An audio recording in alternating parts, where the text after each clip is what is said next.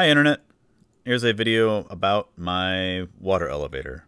This is one that I designed for my survival tower entirely from scratch, and I'm very happy with how it works.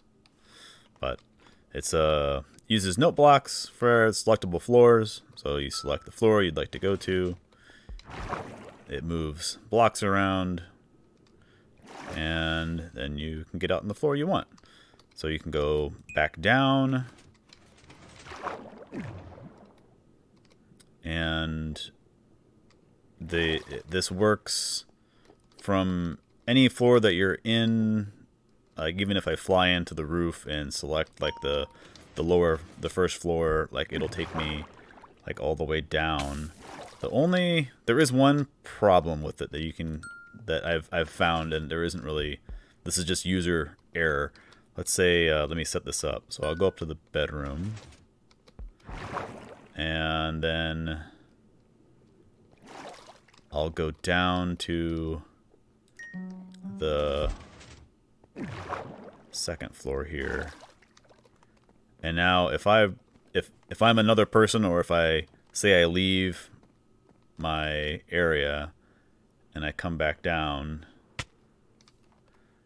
and I don't press a button to get into here, I will end up being rocketed into the bottom of this block, and you're kind of stuck unless you have ender pearl. Whoops. See if I can. There. You can just ender pearl out of here. But besides that, that's really the only issue. And I'm actually going to be remaking this. I made this a few months ago, and I am already changing things, how I do things. There are some improvements that I can make, but I'm going to be changing our current setup here. We have an item sorter over in this other building over there, and I'm going to change it so there's actually a basement floor. So I have to add another floor, which means I need to change a bunch of the wiring and everything. I'm going to hop over to my creative world, and I have a model that's a little bit better to explain how all this works. This is when I was just trying to figure out how everything would work. I made everything out of glass for the most part, so I could kind of see all the blocks moving and not lose track of what everything was doing. But you can see now that if I press the third floor here, you can see that that block is what comes out to stop. And if I'm on the third floor and I press the floor down, the magma block kicks in. So what happens here is, let's go down to, yeah, if I want to go to the second floor here, every button above the second floor, so the third floor button and the fourth floor button and the fifth floor button, all string into this chain of observers that goes down to this block and pushes this magma block in. And that's how those floors are selected. That's the most direct floor. Going up is a bit different. And what happens is whenever you press a button, the whole elevator resets. So all of the other blocks, all the blocks are retracted. So there's a clean shot all the way from the first floor up to the top floor. And then the blocks that are needed to go to the floor you select are put in.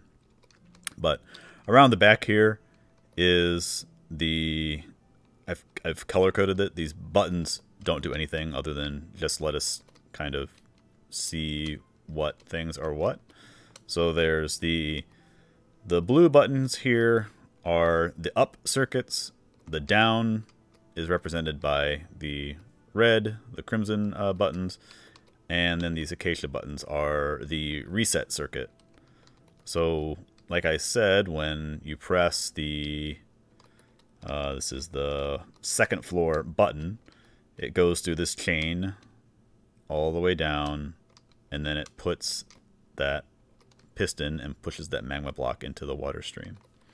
Oh, and I should say the water streams, how they're done. See if I can find a good shot of this. This, I really can't. There, you can see it here. So this is a waterlogged stair on this side and a waterlogged stair on this side. So when this piston is retracted, or this block is retracted, these two replenish that water source in the middle, and that's what keeps the source. And the same thing with this one. So this brick here is a waterlogged stairs, and this dark prismarine is a dark prismarine waterlogged stairs underneath me. And so when this is moved, it refills that, and then the bubble column is restored. So that's how all of these are done. But let's see. So that's how the down is taken care of. And then for the up, it gets a little bit more complicated. We'll start with the long circuit. So this is, if you're on the, this is what really needs to be reworked to make this more smooth. If you're on the 4th floor and you want to go to the 5th floor and you press this button, the observer chain goes down here, triggers this, goes all the way around, and then this slides this resets this magma block, revealing the soul sand down below there. But then also this, well, actually that's all that happens for if you're going to the 1st floor or to the top floor. If you're, let's pick another floor. If you're going to the 3rd floor here, it'll go around and it chains this orange circuit, and then this observer chain picks it up, and then it pushes this stop block in the way. So this pushes the redstone over, and then that pushes the stop right there. So this is if you're going, yeah, up to the next floor. So let me see if I can. So if I push the 4th floor there, this resets, and then this block gets pushed in, which I think we were already on looking at that one. So if I press the 3rd floor, that one is pushed out. So that's where you hit your head on.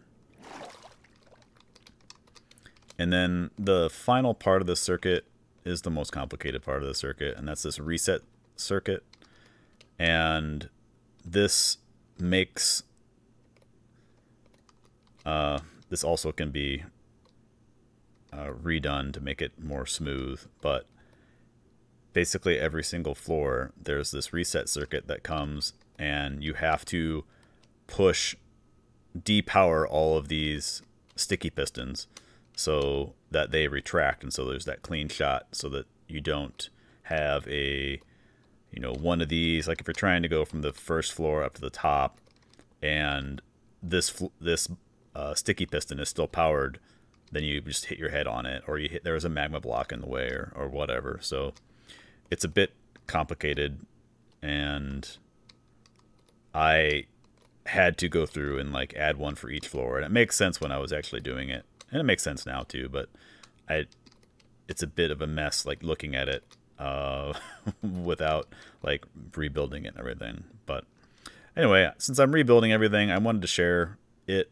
and if this makes no sense and an actual build video would make more sense, I can make that. But what I would probably do is just remake it from scratch and try and make things a little bit more compact. And I know there are other redstone elevators out there that you can use dials, or there's a lot of more complicated redstone involved, and that's great. I just prefer to make things myself, and I like the simplicity of how this works. And like I said, this is one of the first builds that I made that was entirely mine from scratch, that I'm very happy with. But anyway, I think that's it for this video. You can see all these other iterations of like my trials. There's some other ones over there. I think that's one of the close to the final ones. But anyway, oh god, I broke it.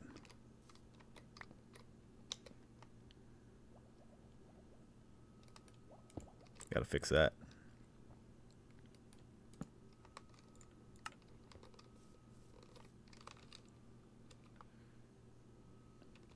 Nobody will know.